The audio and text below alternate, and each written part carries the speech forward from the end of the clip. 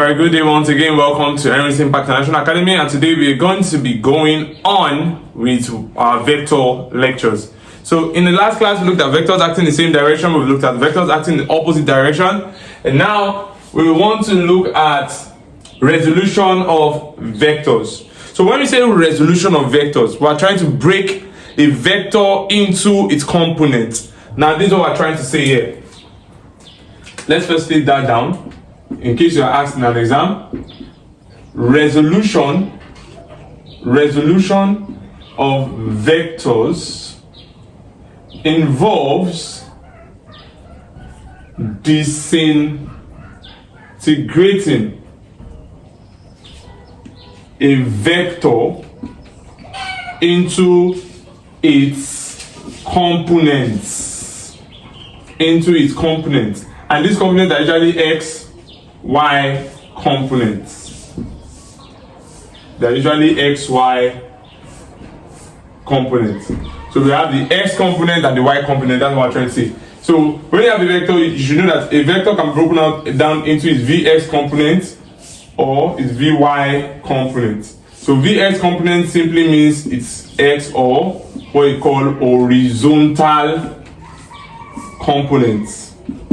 Your vy component is the one you call your y, or your vertical component. It's very, very simple. It's not complex at all. Now, this is what we're trying to say.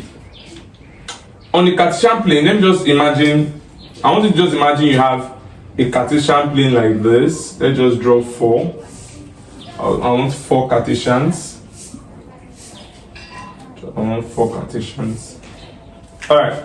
So let's imagine that one vector is in this region here. Let's imagine we have one vector in this region here. You get, with an angle theta. Another vector is in this region here with an angle theta. We have another vector in this region here with an angle theta here. And we have another vector in this region here with an angle theta. Alright, so good. Each of these are vectors. Let's just call them V. Vector V.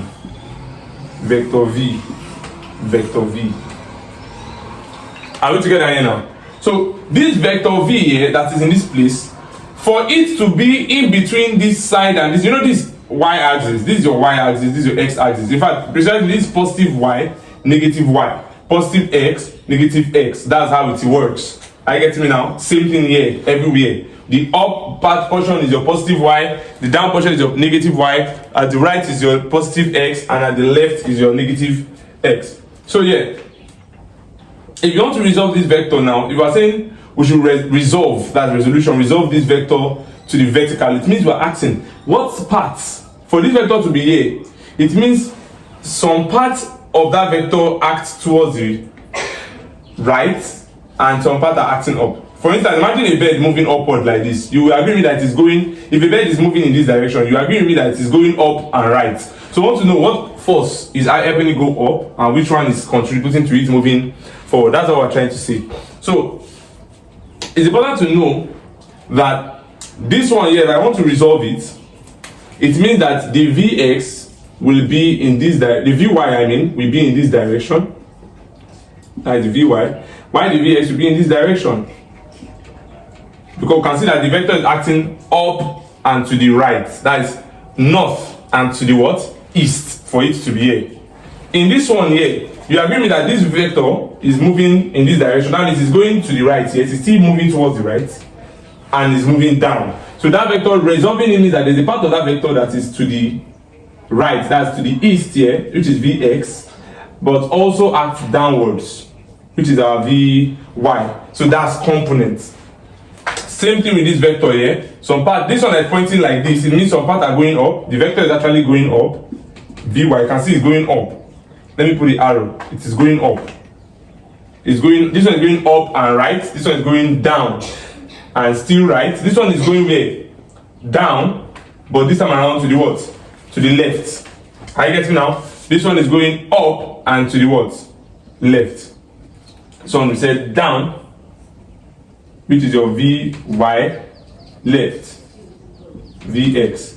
Anything horizontal is x, anything vertical is y. Take note of that. Now, for each of these vx, vy, and all those things, it's important for you to know that to obtain the component, the vx component of velocity, the vx component of the vector, that is the horizontal component of the vector, you make use of the formula what? The vector itself, that is the resultant vector itself, cos theta. But for the vy, it is the resultant vector itself, sine theta. You can see that there. Very, very, very simple. Very simple. So very simple. And this theta is the direction, remember, which is the angle to the what? Horizontal. So in this case here, if this is theta 1 and this is v1, let's call this one v2 theta 2. Let's call this one theta 3 and v3, and this one here for v4. Let's express vy, and vx in their component form. You agree with that? In this case here, that our vx, our vy will be what? v1, because this is the vector here. v1 sine, because we said when we are dealing with vertical vy, when we are dealing with vertical components, you use sine. v1 sine. What angle is there? Theta 1. You can see theta 1 is the angle between v1 and the horizontal, so we can go theta 1. What will be the vx? It will still be v1, since the vector is v1, but this time around cos, because you are getting horizontal component. Whenever you are getting horizontal component, it is cos theta 1. Let's go for this one. This one that is here now, what will be our vy? Our vy is v2 now. Is this angle to the horizontal? Yes, you can see it is the angle is between the vector itself, the v2, and the horizontal. You can see it. So we are safe to use theta 2. So v2 sine theta 2, and vxo now, the vertical horizontal component will become v2 cos theta 2. Let's come here.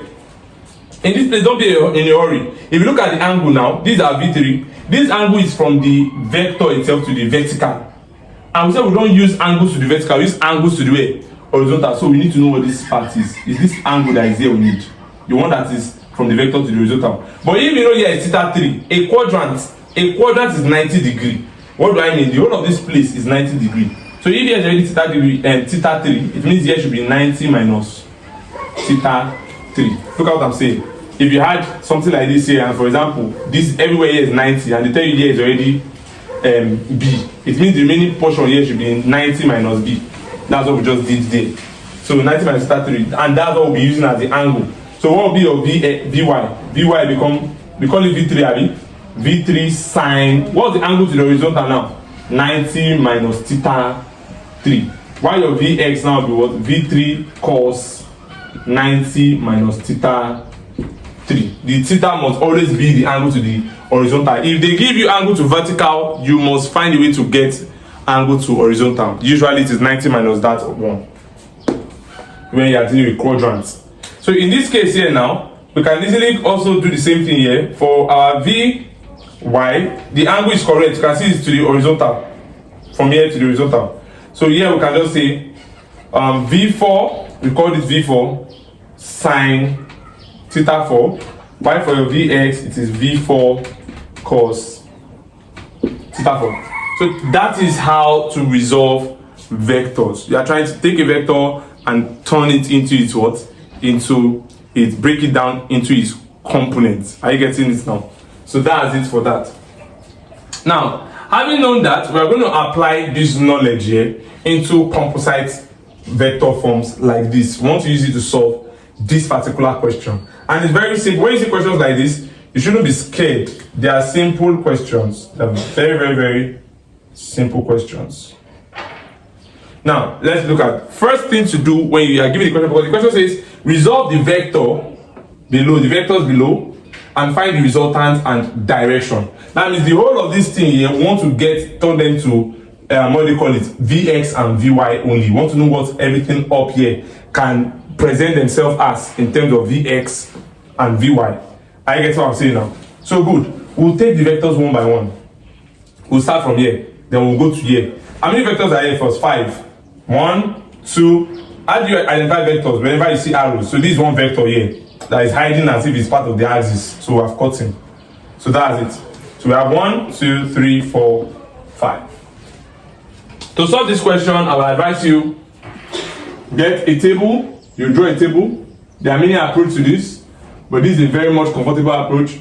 Label one part Vy, that's where you want to get the y component of all the vectors, and one part Vx, where you want to get the x component of all the vectors. So we're going to get for each, how many vectors did we calculate here? 5, Abby.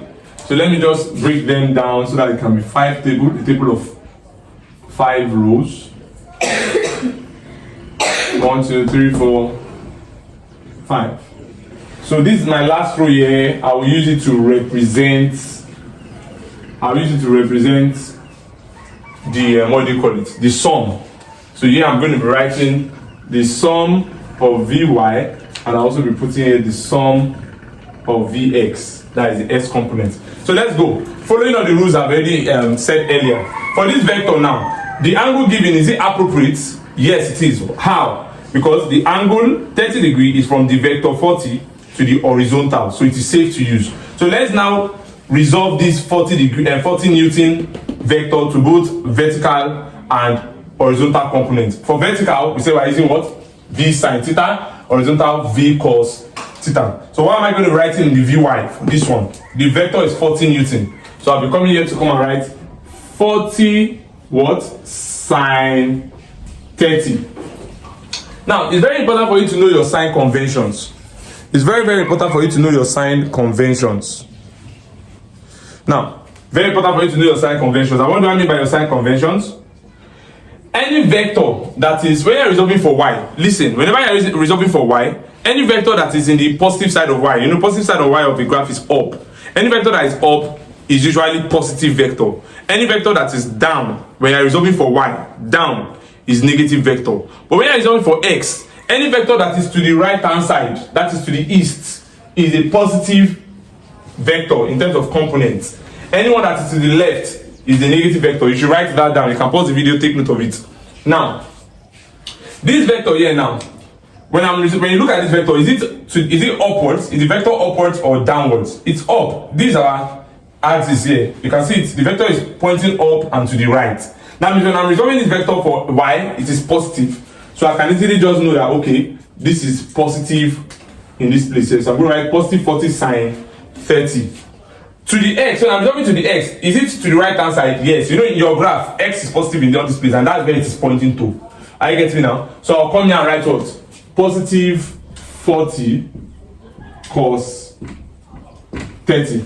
Let's repeat that in this place here. When we come to this place, if you are very, very sensitive, you'll notice that there is a trick here. And what's that? The angle given to us is to the vertical. And we said we do not use angles from the vector to the vertical. We use angles to the what? To the horizontal.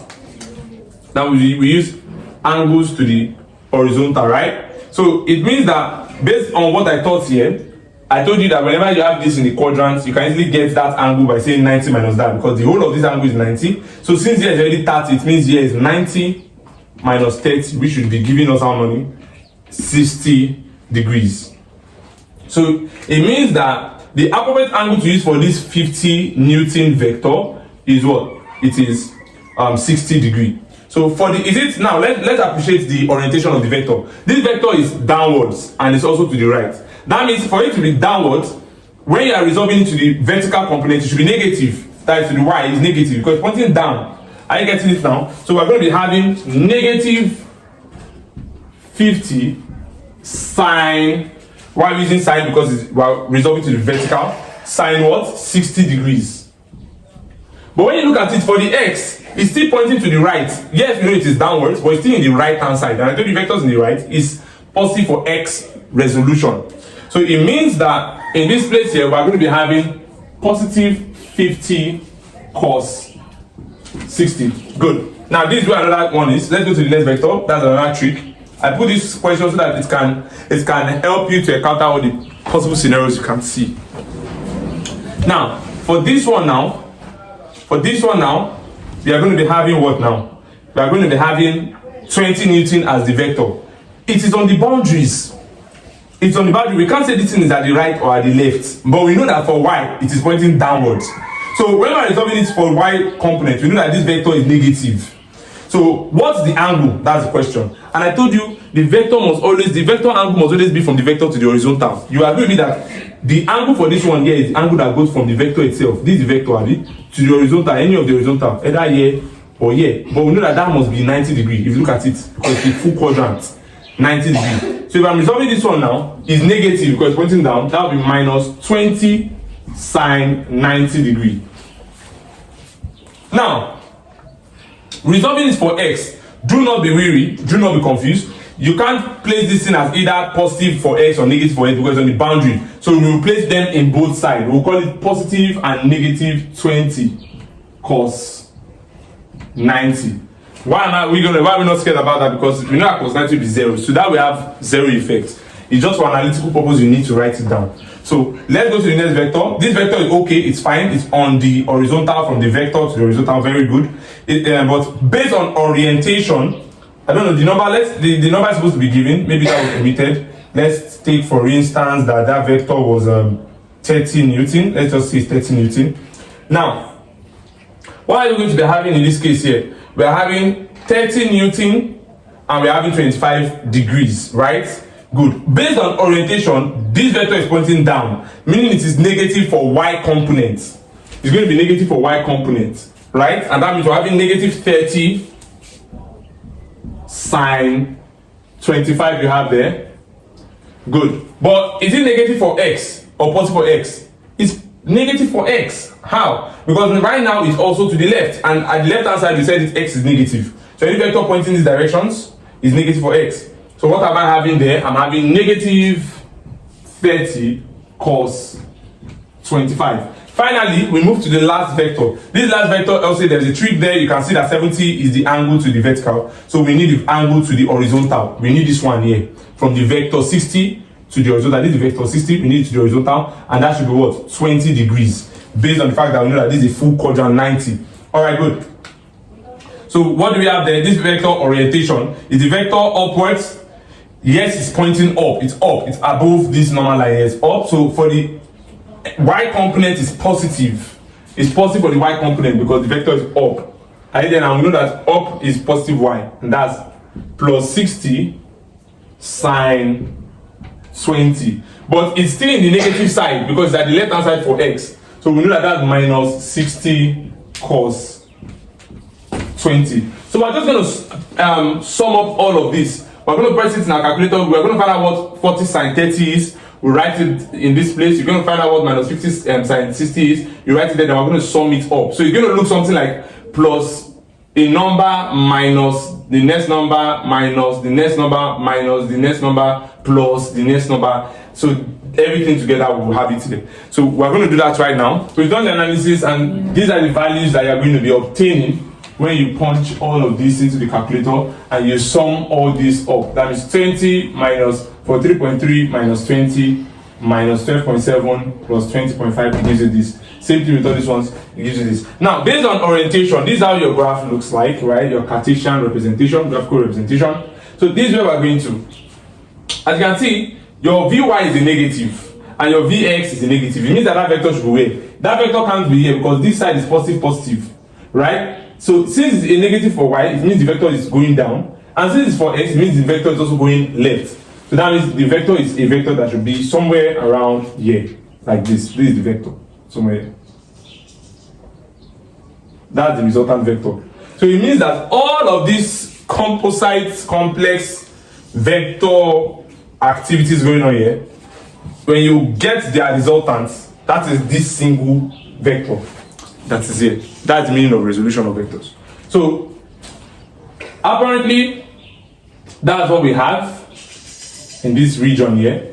So that's what we have. That's what we have. So the next thing we want to do here is we want to understand that this place are the component vectors. Should be this is your Vy, I'm sorry, your Vx. What was the value of the Vx? 23.9, 23.9. I am not writing the minus. Why? Because that minus is only showing us the direction of the Vx. The magnitude is what I've written here. The arrows are showing us that yes, it's negative, but we know that x is negative in this place.